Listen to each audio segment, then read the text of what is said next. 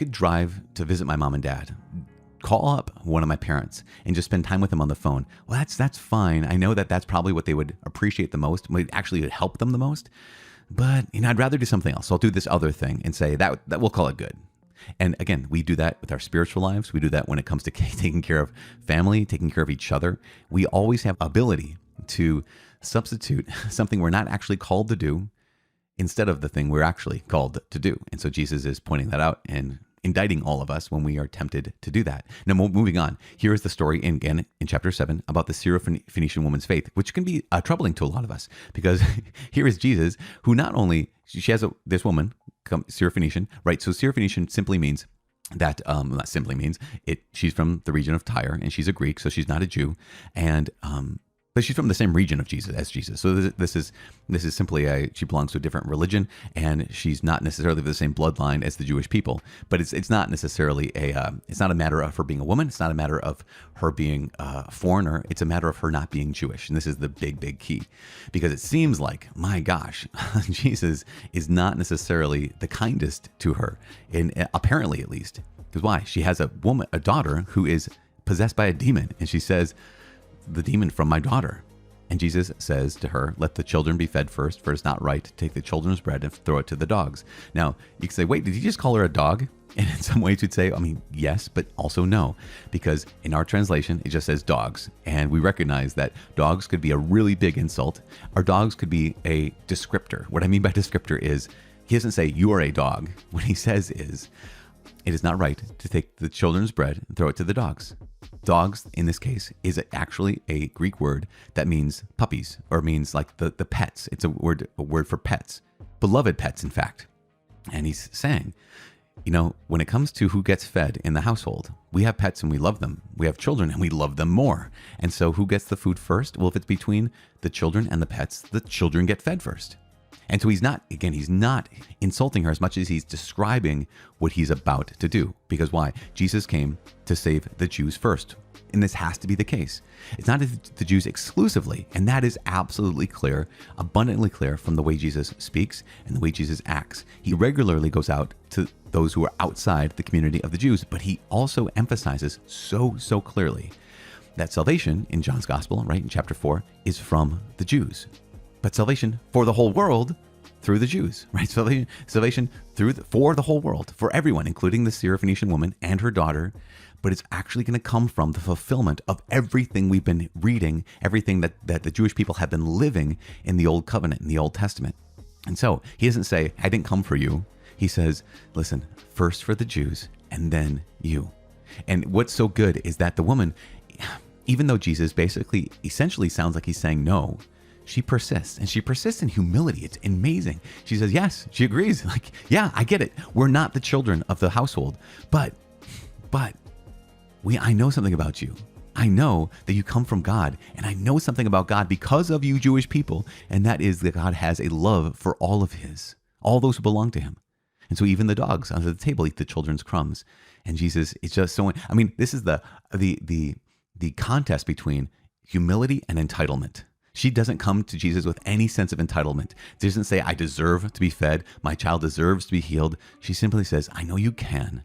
Please, will you? And he says, I came for the Jews first. Yes, I know. But I trust that you have enough left over. I trust that in your goodness, you will let that abundance overflow. Give us some of the overflow.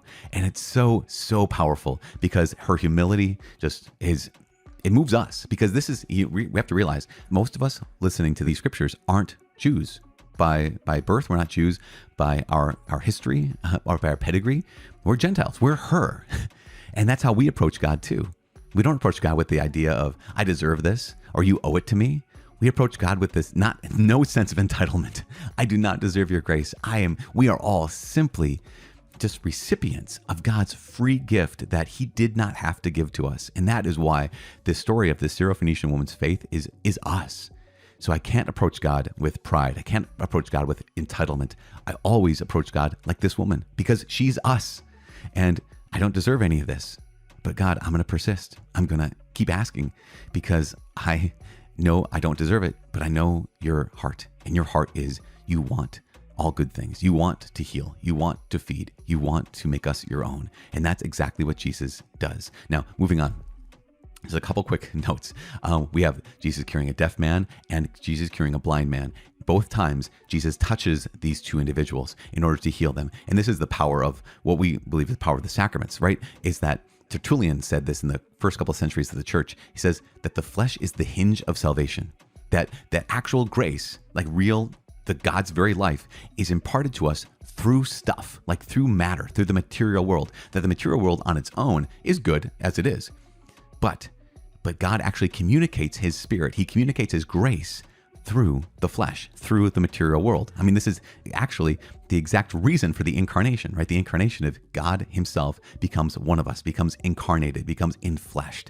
Why? Because God could have said, I declare you all saved. He could have just said it with his word. He could have just breathed the word. He could have just thought a thought and we could be saved. But he brought us salvation through his body, through his life, death, and resurrection. And then we receive salvation through our bodies as well. That through baptism, water is poured on us, or we are submerged in water, and it actually does something. Through the sacraments, we're fed by the very body and blood of Jesus through stuff, right? Through bread and wine that has become his body and blood. And so here, when Jesus cures a deaf man, when he cures the blind man, he touches them. He uses spit, he uses his fingers. And that there's the sense of the flesh is the hinge of salvation, that real spiritual grace is given to us through actual material things. Now, the material things on their own, again, aren't powerful. It is God's grace working through them. And that's so, so powerful. Moving on. Well, we can talk about the feeding the 4,000. I did not want to take up too much more of your time because, only 3 chapters today, and yet here we are. But the feeding of the 4,000, this is not a repeat of the feeding of the 5,000. There is something slightly different about this one. Well, I mean, there's a couple things different that are important to note. I want to note one thing. And that one thing is, last time Jesus said, what do we have to eat? Well, the small boy here has 5 loaves and 2 fish. In this case, Jesus asks his disciples, how many loaves have you? So he's asking them to give their own food. What do you have? Okay, give that now. Before it was, what can you find, right? Well, the young boy, 5 loaves, 2 fish. In this case, all right, how much do you have? And so there's this invitation to offer your own food. We talked about this before. We give God what we have, and he takes it, he blesses it, and he distributes it, gives it back to us so we can use it for his glory. We use it for the people around us. But in this case, it's even more personal. It is your own food. And he reminds them of this. And this is the thing, the disciples and ourselves, we forget so quickly. They forget, we forget so quickly. And Jesus even says, you don't understand. He said, what about the 5 loaves for the 5,000? How many baskets full? What about 7 loaves to the 4,000? How many baskets for? And he's like, you don't yet understand? There are your hearts